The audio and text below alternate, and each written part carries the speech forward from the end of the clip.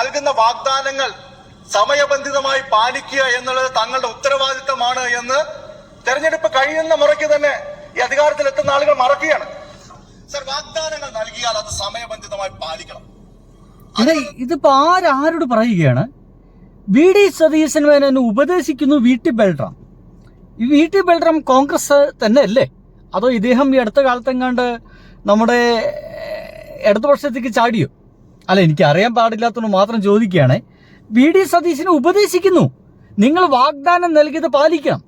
സ്ത്രീകൾക്ക് KSRTCയിൽ നിങ്ങൾ യാത്ര ഫ്രീ ആണെന്ന് പറഞ്ഞിരുന്നു, അത് പാലിക്കണമെന്നാ പറഞ്ഞിരിക്കുന്നത്. നോക്കിയേ, തെരഞ്ഞെടുപ്പ് കാലത്ത് നൽകുന്ന വാഗ്ദാനങ്ങൾ സമയബന്ധിതമായി പാലിക്കുക എന്നുള്ളത് തങ്ങളുടെ ഉത്തരവാദിത്തമാണ് എന്ന് തെരഞ്ഞെടുപ്പ് കഴിയുന്ന മുറയ്ക്ക് തന്നെ ആളുകൾ മറക്കുകയാണ്.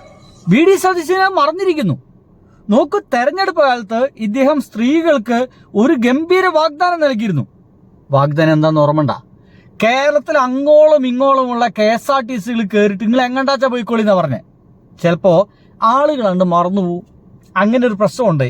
ചില കാര്യങ്ങളൊക്കെ പറയുമ്പോഴേ അങ്ങനെ പറഞ്ഞില്ലായിരുന്നല്ലോ ഡോയുവേ, അദ്ദേഹം അങ്ങനെയൊന്നും പറഞ്ഞിട്ടില്ലല്ലോ, അങ്ങനെയൊന്നും പ്രചരിപ്പിച്ചിട്ടില്ലല്ലോ, VD സതീശന്റെ വായിൽ നിന്ന് അങ്ങനത്തെ ഒരു വാക്ക് വന്നിട്ടുണ്ടെങ്കിൽ ഒന്ന് കാണിച്ചു താ, ഒന്ന് നോക്കട്ടെ എന്നൊക്കെ ആളുകൾ പറയുന്നു. അതുകൊണ്ട് തന്നെ നമ്മൾ ഇതൊക്കെ ഒന്ന് സേവ് ചെയ്ത് വെച്ചിട്ടുണ്ട്. അപ്പൊ പിന്നെ അതൊന്ന് കാണാം. നമ്മളെ ഇപ്പൊ UDF സർക്കാർ അധികാരത്തിൽ വന്നാൽ നമ്മൾ എന്ത് ചെയ്യുന്നുള്ളതിന്റെ ഒരു രാഹുൽ ഗാന്ധി ഒരു ഇന്ദിരാ ഗ്യാരണ്ടി പ്രഖ്യാപിച്ചു. അപ്പൊ അതിന്റെ ഡീറ്റെയിൽസ് തരാൻ വേണ്ടിയിട്ടാണ് വന്നത്. സ്റ്റേറ്റ് വൈഡ് ആയിട്ട് ഇങ്ങനെ നമ്മൾ പ്രചരണം നടത്തുക വീടുകൾക്ക്. ആദ്യത്തെ ഗ്യാരണ്ടി എന്ന് വെച്ചാൽ നമ്മൾ വന്നു കഴിഞ്ഞാൽ സ്ത്രീകൾക്ക് KSRTC ബസ്സിൽ സൗജന്യ യാത്രയാണ്. സൗജന്യ യാത്ര ഫ്രീ. എവിടെ വേണമെങ്കിലും പോവാം, എവിടെ വേണമെങ്കിലും ടൂർ പോവാം. എന്താണ് പറഞ്ഞ്? എവിടെ വേണമെങ്കിലും ടൂറ് പോവാം, എവിടെ വേണമെങ്കിലും പോവാം, എവിടെ വേണമെങ്കിലും ടൂറ് പോവാം. ഒന്നുകൂടി കേൾപ്പിച്ചാരട്ടോ. സൗജന്യ യാത്ര ഫ്രീ. എവിടെ വേണമെങ്കിലും പോവാം, എവിടെ വേണമെങ്കിലും ടൂർ പോവാം, തീർത്ഥാടനത്തിന് പോവാം, അമ്പലത്തിൽ പോവാം, എവിടെ വേണമെങ്കിലും. കണ്ടില്ലേ? എവിടെ വേണമെങ്കിലും ടൂർ പോവാം, തീർത്ഥാടനത്തിന് പോവാം, അമ്പലത്തിൽ പോവാം. എന്തൊരു ഗംഭീര വാഗ്ദാനമാണ്. സത്യം പറയാലോ, ഇത്ര കാലത്തെ ഇലക്ഷനൊക്കെ, എന്റെ കുറച്ച് ഇലക്ഷൻ ഞാൻ കണ്ടിട്ടുള്ളൂ. ആ കണ്ടൊരു ഓർമ്മയിൽ വെച്ച് നോക്കുമ്പോൾ ഇതുപോലെ സ്ത്രീ ജനങ്ങൾക്ക് ആഹ്ലാദമുണ്ടാക്കിയ, സന്തോഷമുണ്ടാക്കിയ ഒരു പ്രഖ്യാപനം വേറൊരാളും നടത്തിയിട്ടില്ല എന്ന് തന്നെ പറയണം. സ്ത്രീകൾക്ക് ഗംഭീരമായിട്ട് ആടിപൊളി, പൊളി മക്കളെ പൊളി. കാരണം എന്താ, 13,000 ദിവസവും ചെലവഴിച്ച് KSRTCയിൽ നിന്ന് കാർഡ് വാങ്ങിച്ച് ഒരു മാസം യാത്ര ചെയ്യുന്ന ആൾക്കാരുണ്ട്. മിനിമം ഒരു 13,000 ആദ്യം അടക്കണം. പിന്നെ കാർഡ് കാണിച്ചു കൊടുത്താൽ മതി. അത് സ്വൈപ്പ് ചെയ്തിട്ട് ഇങ്ങനെ യാത്ര ചെയ്യുന്ന ആൾക്കാരുണ്ട്. ആ സ്ത്രീകളൊക്കെ ഫേസ്ബുക്ക് പോസ്റ്റ് ഇട്ടിരുന്നു. മഹാഭാഗ്യം, ഇനി ആ 3,000 എന്റെ പേഴ്സണൽ ഇഷ്ടങ്ങൾക്ക് വേണ്ടി ചെലവഴിക്കാലോ അല്ലേ?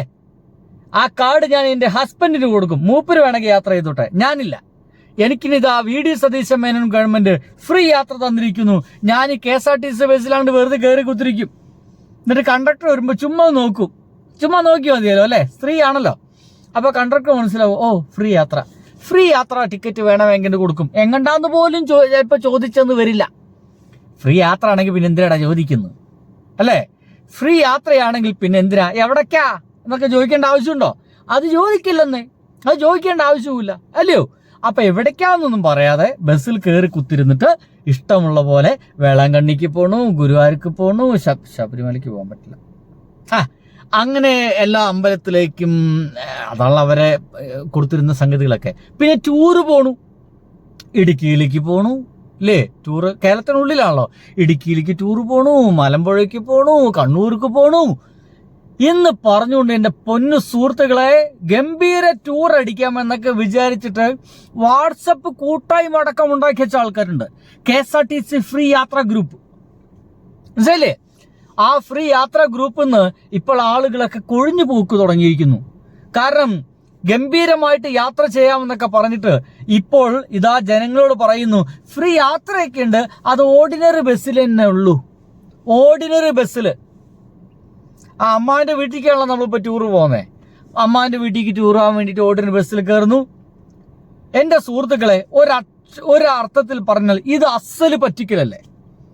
അദ്ദേഹം പറഞ്ഞ വാക്കിൽ നിന്ന് അത് തന്നെ എടുത്തു കഴിഞ്ഞാൽ അദ്ദേഹം പറഞ്ഞ വാക്കെന്താ? ഇനിയിപ്പോ അത് കേട്ടിട്ടില്ലെങ്കിൽ വീണ്ടും UDF സർക്കാർ അധികാരത്തിൽ വന്നാൽ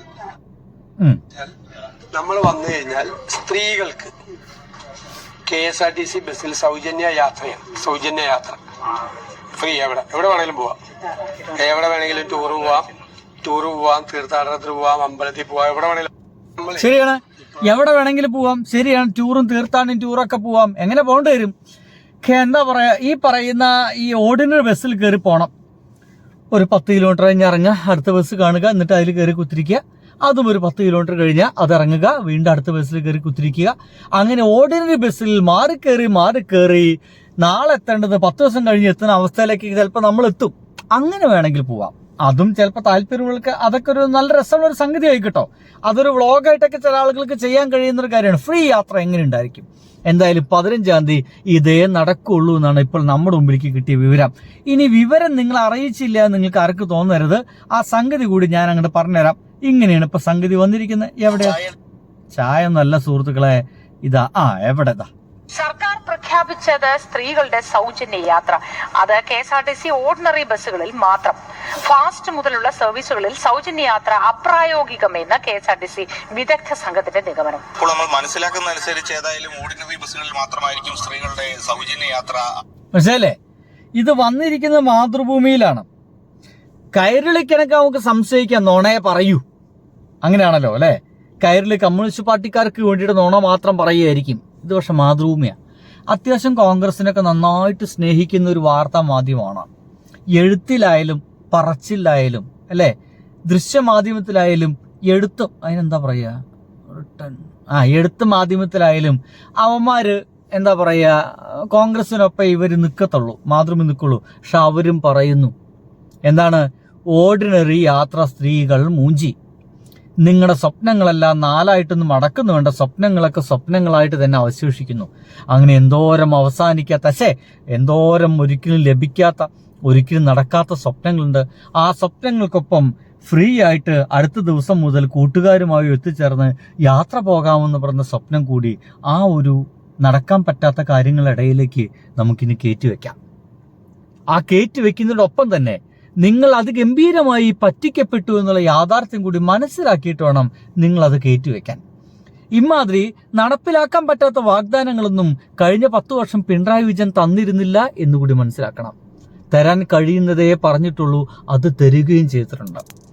അവസാനം പോരുന്ന സമയത്ത് 2000 രൂപ അത് വർദ്ധിപ്പിച്ചിട്ടാണ്, അതുകൂടി കൊടുത്തിട്ടാണ് പോയത്.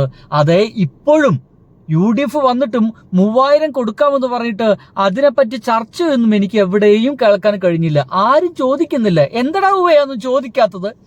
എന്താണ് ഈ മാധ്യമങ്ങളൊന്നും ചോദിക്കാത്തത്? നമ്മളിപ്പോൾ യൂട്യൂബേഴ്സ് ചോദിച്ചതിലൊക്കെ അതൊക്കെ അവർ അറിയുമോ, അവർ കേൾക്കുമോ?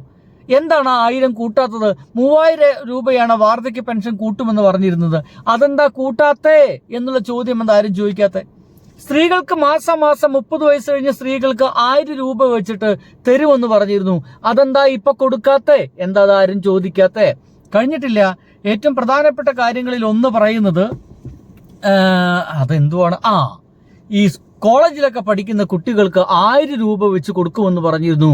ഇനിയിപ്പോൾ അത് കൊടുക്കുമെന്ന് പറഞ്ഞത് ഇപ്പൊ രക്ഷിതാക്കളോട് നിങ്ങൾ വെച്ചാൽ കൊടുത്തോളി എന്ന് പറയുമോന്നുള്ള സംശയം കൂടി ഇപ്പൊ ജനങ്ങൾക്കുണ്ട്.